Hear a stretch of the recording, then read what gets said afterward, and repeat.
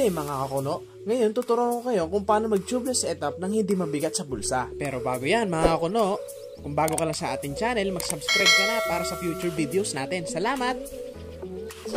So, ito yung mga kailangan natin materials. Motor tire sealant, old interior, scissor, brush, syringe, at duct tape. Itong gagamitin natin tape ngayon ay hindi pang karaniwang tape lamang. Hindi ito electrical tape mga kakuno. Ito ay ginagamit sa refinery para sa mga tobo. So, inassume namin na pwede rin ito sa rim. So, ito yung first step. Paimpisin muna natin ang gulong. Naman ay tanggalin natin sa pagkakalapat ng gulong. Ayan, gawin lang natin ang paikot.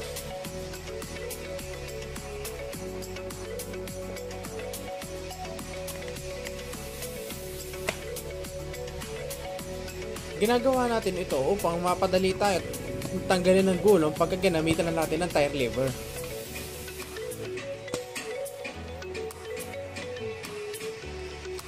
So ayan, tanggalin na natin ang gulong sa rim.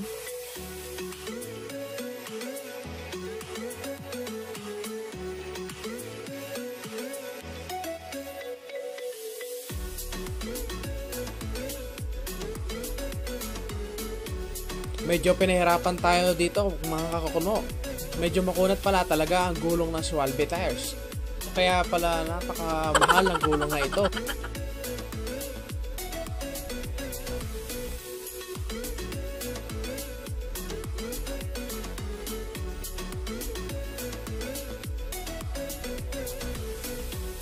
Kita nyo naman mga kakuno, ayan pa yung mga lumang sealant sa loob ng ating gulong.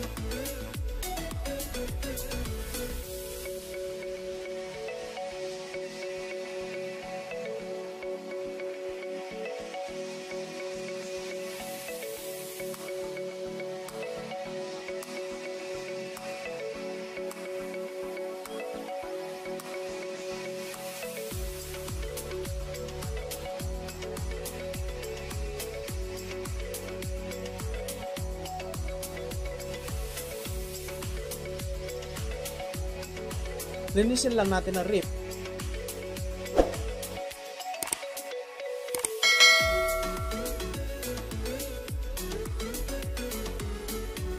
Punasan lang natin ito para ma-sure natin na tuyo na ang ating rim.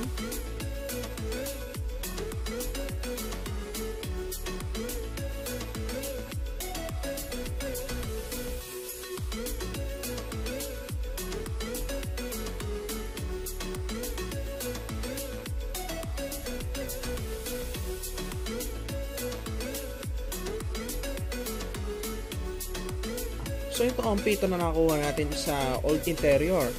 So ginupit lamang natin ito para sumukat sa pinakabutas ng ating rim.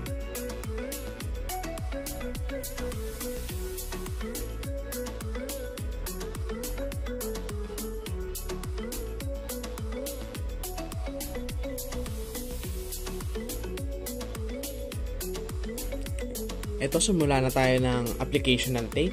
Siguraduhin natin walang hangin ng tape during application dahil possible itong pagmula ng leakage pagka nagtagal.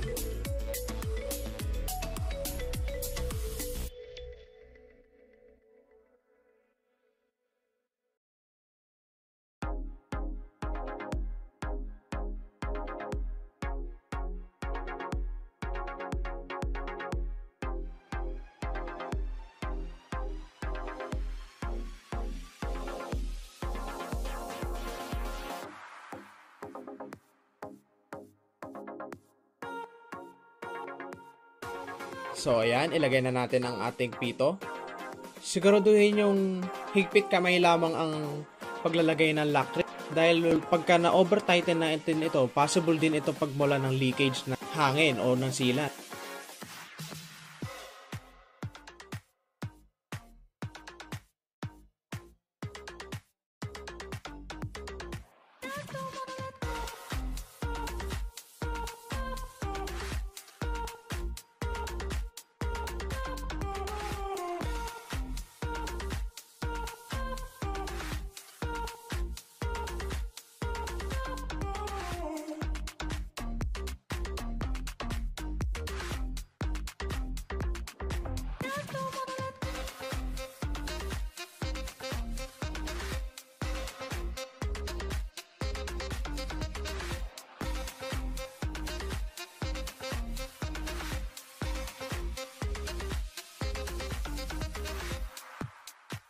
Pero bago ang lahat, ilagay muna natin ang sealant sa gulong.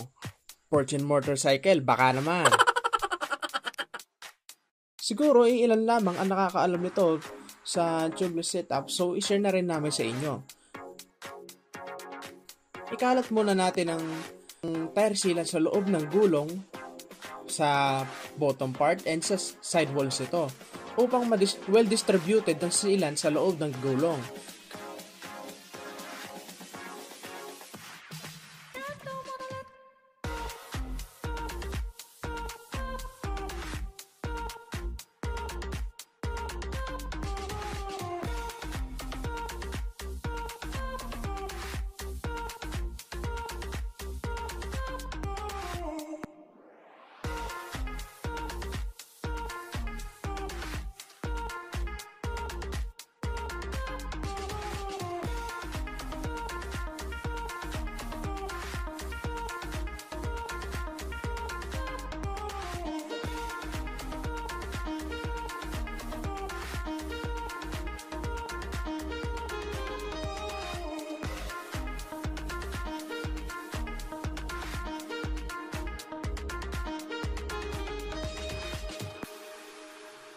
Bago natin ilagay ang gulong sa rim, i-check nyo muna ang rotation dahil pag nagkamali tayo at nailagay na natin ang gulong at nailapat na sa rim, sa ulo yan, kakuno.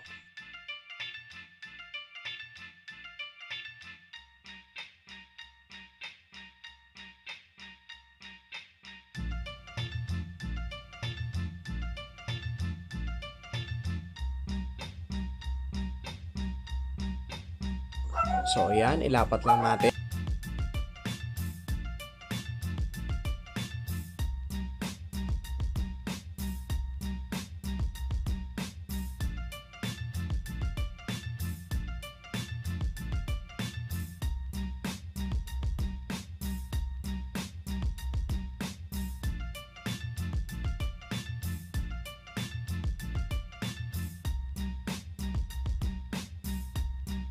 And finally, lagyan na natin ng sealant, yung talagang pang matagalan na.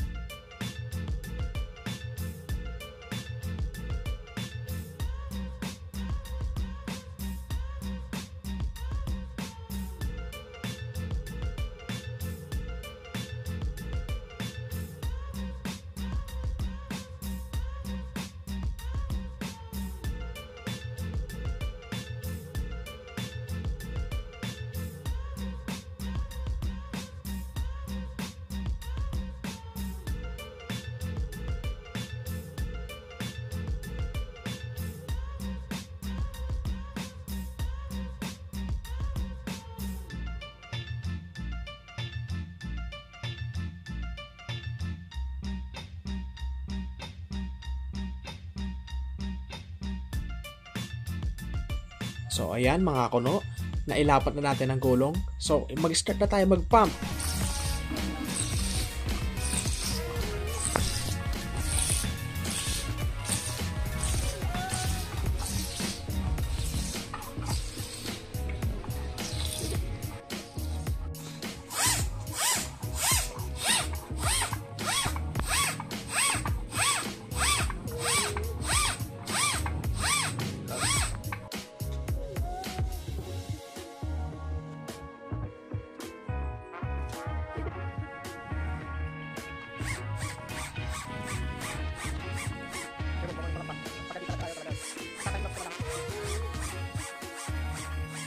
A few moments later.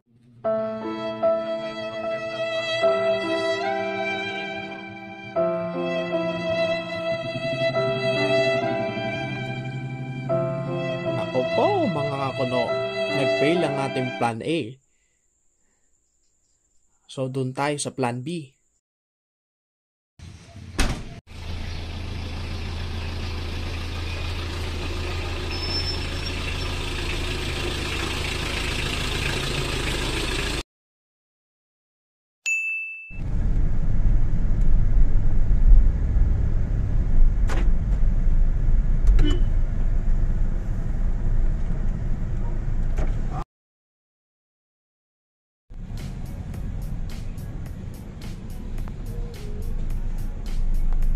Mali na pala ang aming i-exitan.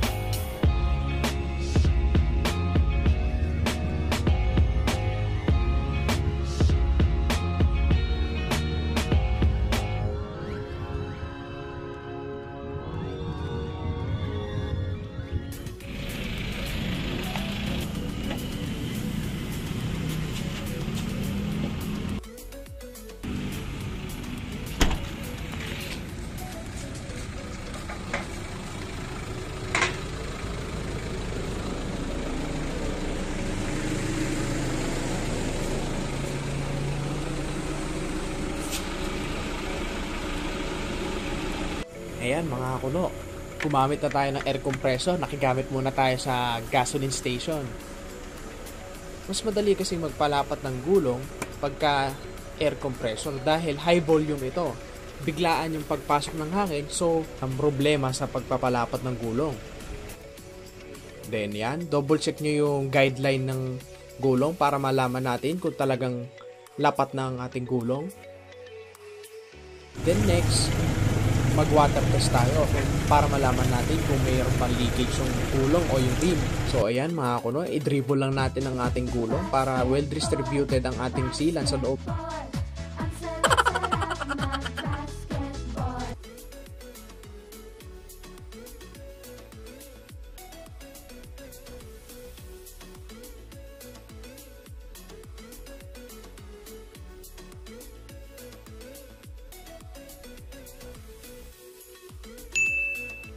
Successful ang ating budget meal tubeless setup. Ito na ang ating finished product mga kuno.